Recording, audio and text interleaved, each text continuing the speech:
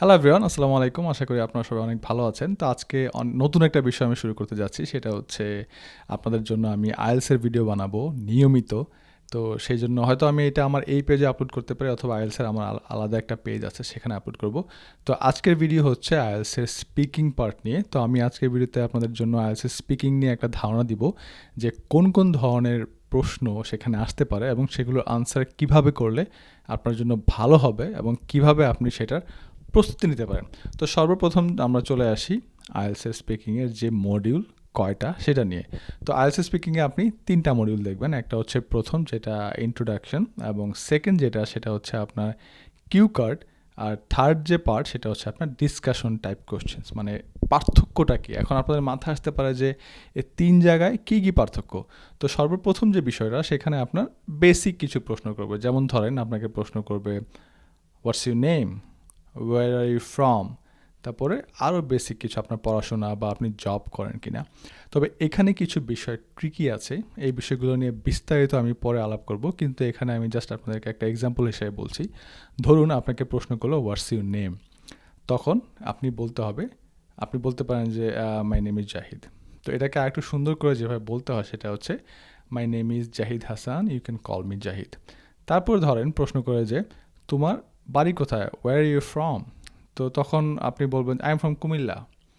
That's not enough, আরেকটু explain করতে হবে। যেমন আপনি যদি বলেন যে আপনি ঢাকা থেকে, সেক্ষেত্রে আপনি এক্সপ্লেন করে বলতে পারেন I am from Dhaka, it's the capital city of Bangladesh which carries a lot of historical things of our country. Whatever it is, আপনি একটু বাড়ায় বলতে হবে। আইএলসের ব্যাপারটাই হচ্ছে এরকম, আপনাকে কিন্তু দেখবে যে আপনি আসলে ইংরেজি কতটুকু পারেন, কনভারসেশনের জন্য আপনি কতটুকু উপযোগী, সেটাই কিন্তু আপনার স্পিকিং টেস্ট। তো এই ধরনের কিছু বেসিক প্রশ্ন থাকবে, আপনার পড়াশোনা নিয়ে হতে পারে, আপনার চাকরি নিয়ে হতে পারে। তো আমরা প্রত্যেকটা পার্ট বাই পার্ট পরবর্তীতে আরও আলোচনা করব। সেকেন্ড যে পার্ট সেটা হচ্ছে কিউ কার্ড। 4টা প্রশ্ন দিবে একটা ব্যক্তি, যেমন ধরেন আপনার প্রিয় লেখককে, সেখানে 3টা প্রশ্ন থাকলো।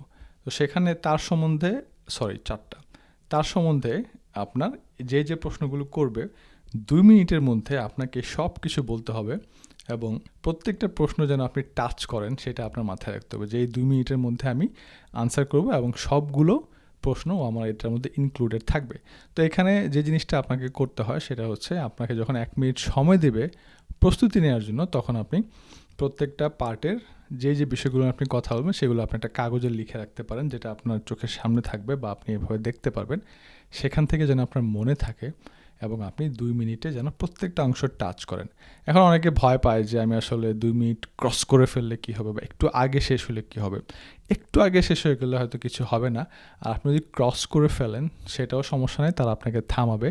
বাট আপনার মাথায় রাখতে হবে শেষের দিকে আপনি যেন 4টা প্রশ্নই আপনি টাচ করছেন এরকম হতে হবে। সেক্ষেত্রে আপনার মার্কিংটা আসলে কোনো নেগেটিভ এফেক্ট পড়বে না। 3 নম্বর যেটা সেটা হচ্ছে ডিসকাশন টাইপ।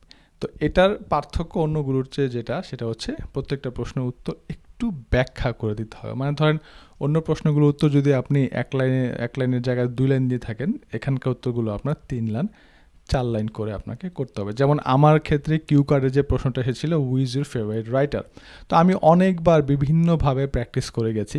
তো আমার ফেভারিট পার্সন অথবা রাইটার এরকম কিছু একটা আসছিল, বাট ওই পার্সনটাকে, আমার যে ফেভারিট রাইটার ছিল, তো তাকে আমি ওই পার্সনে কনভার্ট করে ওইটাকে নিয়ে আমি এক্সপ্লেন করে দিছি। আমি জানি তাদের আসলে কিছু যায় আসে না আমার পছন্দের ব্যক্তি কে বা কারা, তাদের যেটা যায় আসে সেটা হচ্ছে আমি কিভাবে বলছি।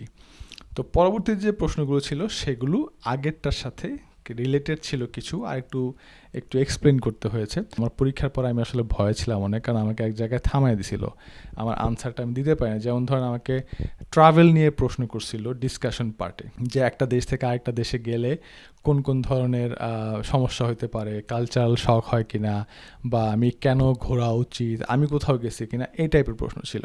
তো একটা জায়গায় আমাকে প্রশ্ন করছে কিন্তু আমাকে থামাই দিছে আবার। তো আমি ভয় পাইছি হয়তো আমার এটা কোনো নেগেটিভ মার্কিং হবে, কিন্তু কখনো সময় স্বল্পতার কারণে তারা আপনাকে থামাইতে পারে। তো এই হচ্ছে 3টা পার্ট আইএলসের। আপনার আমি মনে করি স্পিকিংয়ে একটা ভালো মার্কিং পাওয়ার সম্ভাবনা আছে যদি আপনি ভালোভাবে চেষ্টা করেন। আর আমি আরও অনেক ভিডিও আনবো আপনাদের জন্য। স্পেশালি রিডিংটা নিয়ে আমাকে অনেক স্ট্রাগল করতে হয়েছিল। তো আমি রিডিং নিয়ে আপনাদের জন্য অনেক ভিডিও আনবো, যেটা রিডিং পার্টটা আপনাদের জন্য অনেক সহজ হবে।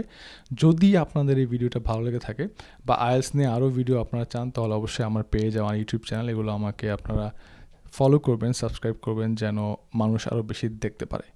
ধন্যবাদ আপনাদের সবাইকে। আল্লাহ হাফিজ।